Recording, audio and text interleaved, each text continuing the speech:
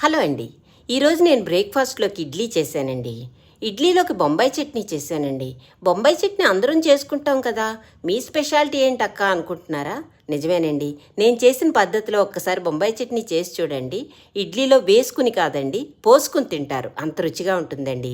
దీనికి కావాల్సింది ముందు ఎండుమిరపకాయలు 4 నీళ్ళల్లో వేసుకొని, ఆ తర్వాత వాటికి ఒక చిన్న అల్లం ముక్క, ఒక పెద్ద టొమాటో చేర్చి మిక్సీ చేసి పక్కన పెట్టుకోండి.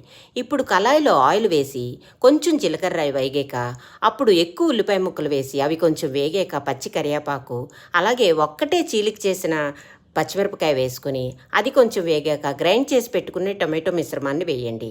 అది కొంచెం వేగాక అందులో కొంచెం ఉప్పు పసుపు వేసి నీళ్లు వేయండి. నీళ్లు బాగా మరుగుతున్నప్పుడు కలిపి పెట్టుకున్న శనగపిండిని అందులో వేసి కలుపుతూ ఉండండి. కొంచెం కలిపాక అది దగ్గర పడుతుంది. ఇప్పుడు వాటర్ కన్సిస్టెన్సీ చూసుకొని మనం కొంచెం పలచగానే దించుకోవాలండి, ఎందుకంటే చల్లారాక ఇది దగ్గర పడుతుంది. దింపేటప్పుడు ఇంకొంచెం పచ్చి కరివేపాకు కొత్తిమీర వేసి దింపుకోండి. దీన్ని ఇడ్లీలో ఫుల్గా పోసుకుని తినండి. రుచి అమోఘం అండి. వీడియో నచ్చితే లైక్ అండ్ సబ్స్క్రైబ్.